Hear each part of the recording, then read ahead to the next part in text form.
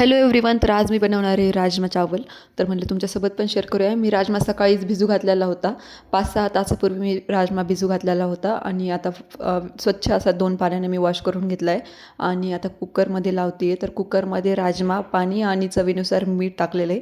राजमा हा नेहमी लो फ्लेमवरच चालू द्यायचा, म्हणजे गॅसची फ्लेम नेहमी लोच असायला पाहिजे, जेणेकरून व्यवस्थित पकतो मग राजमा.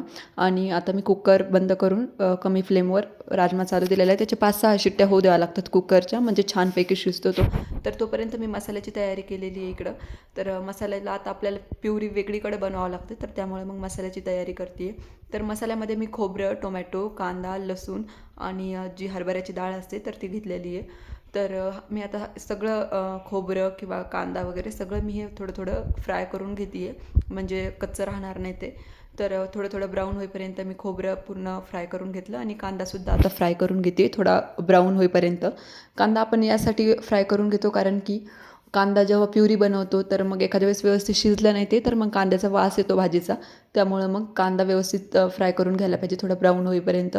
कांदा झाल्याच्यानंतर मग आता मी टाकलं त्याच्यामध्ये जी डाळ असते आपली हरभऱ्याची डाळ, तर ती हरभऱ्याची डाळ म्हणजे ज्यांना घट्ट असं राजमा आवडतो तर त्यांना वरतून म्हणजे घट्टपणा येण्यासाठी आपण ॲड करतो त्याला. तर ही स्किप पण करू शकता, जर कुणाला पतला आवडत असेल तर मग हे स्किप केलं तरी पण चालतं. आणि डाळ फ्राय करून झाल्याच्यानंतर लास्टला मी आता ॲड करते टोमॅटो. टोमॅटो थोडंसं फ्राय झाल्याच्यानंतर टोमॅटो तुम्ही भाजून पण घेऊ शकता गॅसवर किंवा मग असं फ्राय करून पण घेऊ शकता. तर टोमॅटो फ्राय करून झाल्याच्यानंतर आता हे थोड्या वेळासाठी रेस्टसाठी ठेवते मी, कारण की मग ते गरम असं आपण मिक्सरमधून काढू नाही शकत. सगळा मसाला रेडी आहे आणि गरम मिक्सरमधून काढला तर मग ते मिक्सरचं भांडं पण खराब होतं आणि मसाल्याची टेस्ट पण छान येत नाही. त्यामुळे थोडं थंड झाल्याच्यानंतर मी आता कांदा आणि लसूण हे मिक्सरमधून ग्राइंड करून घेते आहे. आणि आता मिक्सरमधून ते ग्राइंड केल्याच्यानंतर आपल्याला प्युरी बनवण्यासाठी तर परत मी पॅन ठेवलं, त्याच्यामध्ये थोडंसं तेल, जिरे, मोहरी पूर्ण मोहरी तडतड करेपर्यंत नंतर मग परत जिरे टाकले आणि त्याच्यामध्ये ही जी कांदा आणि लसूणची जी पेस्ट बनवलेली आहे तर ती पेस्ट ॲड केली आहे. तर आता कांदा आणि लसूणची पेस्ट पूर्ण ब्राऊन कलर येईपर्यंत आपल्याला पूर्ण त्याला फ्राय होऊ द्यायची आहे. थोडंसं तेल जसं जसं लागेल तसं तसं वरतून ॲड करू शकतो. कांदा फ्राय होईपर्यंत आपण आता टोमॅटो त्याच्यामध्ये टाकतो, टोमॅटोची प्युरी बनवून घेतो आहे. आणि टोमॅटो आणि कांदा मी नेहमी वेगळं वेगळंच प्युरी बनवून घेते, कारण ते व्यवस्थित एक एक व्यवस्थित पकून जातं. तर कांदा आता थोडासा ब्राऊन झालेला आहे, तर त्याच्यामध्ये मी आता ही टोमॅटोची प्युरी ॲड करते आहे. टोमॅटोची प्युरी पण आपल्याला थोडंसं छान तेल सुटेपर्यंत त्याला व्यवस्थित फ्राय होऊ द्यायचं आहे. थोडं हलवून घ्यायचं व्यवस्थित आणि याच्यामध्ये आता जसं लागेल तसं थोडं थोडं तेल वगैरे टाकत राहायचं. आणि राहिलेला आता जे होता आपला मसाला, तर खोबरं किंवा मग जी डाळ होती, परत थोडेसे शेंगदाणेसुद्धा त्याच्यामध्ये ॲड केले जर जास्त घट्ट लागत असेल तर. तर सगळं ग्राइंड करून घ्यायचं आहे आपल्याला हे मिक्सरमधून. तर आता टोमॅटोला थोडं तेल सुटल्याच्यानंतर आपण त्याच्यामध्ये मसाले म्हणजे हळद, लाल तिखट, परत कांदा लसूण मसाला आणि घरी जे दुसरे मसाले असतील, गरम मसाला किंवा मग सब्जी मसाला वगैरे. आता माझ्याकडे गरम मसाला आणि सब्जी मसाला होता, तर मी हे दोन्ही पण ॲड करून दिले. खूप छान सेंट येतो, खूप छान फ्लेवर येतो. तर त्याला आता व्यवस्थित मिक्स करून घेतलं आणि जसं लागेल तसं तेल थोडं टाकलं आणि वरतून मी थोडंसं तूप पण टाकते, म्हणजे बटरी टेस्ट येते थोडीशी. बटर असेल तर बटर पण ॲड करू शकता तुम्ही, पण मी तूप टाकते. तर असं थोडं थोडं तेल सुटतं आहे आता याला आणि छान तरी येते आहे. नंतर मग थोडंसं वरतून पाणी ॲड करते, कारण थोडंसं पाणी जर टाकलं ना तर मग वरतून थोडंसं तरी येते, त्याला तेल सुटतं थोडं भाजीला. तर मग कुठल्याही भाजीमध्ये आपण मसाल्याला थोडंसं तेल जर पाहिजे असेल तर वरतून थोडंसं फ्राय झाल्याच्यानंतर मग थोडं पाणी ॲड करायचं, म्हणजे त्याला थोडी तरी येते. आणि मग आता व्यवस्थित हे झाल्याच्यानंतर जी आपण डाळ, खोबरं वगैरे काढलेलं होतं पेस्ट, ते ॲड करून दिलं.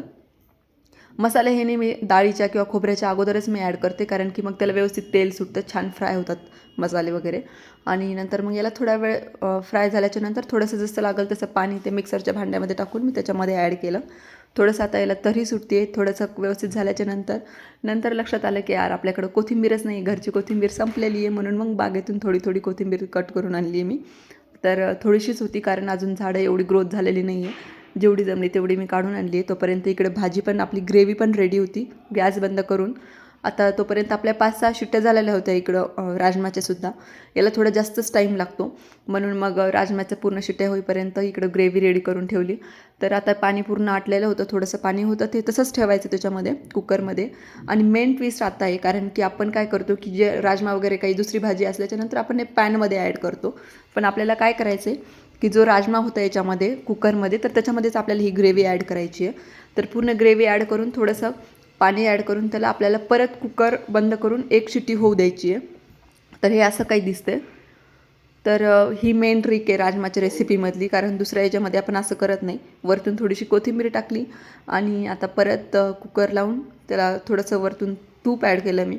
जसं बटर पण ॲड करू शकता, पण मग बटरी टेस्ट येते छान तुपानंसुद्धा, तर त्यामुळे मग मी तूपच ॲड करते. तर आता हे व्यवस्थित लावून घ्यायचं आणि तोपर्यंत आता 1 शिट्टी होईपर्यंत आपण परत वेट करावा लागतो. याला बराचसा टाईम लागतो राजमाला, पण मग कमी गॅसवर असल्यामुळे ना टेस्ट खूप छान येते.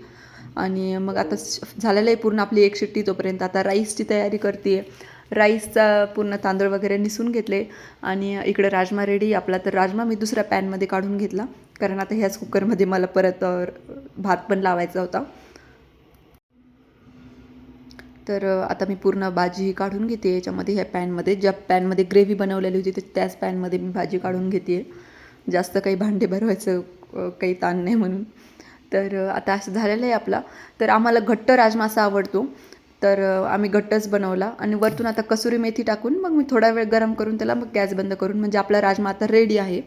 तर कसुरी मेथी ॲड केली आणि आता 5 मिनिटं गॅस चालू ठेवून लगेच बंद करून देईल मी.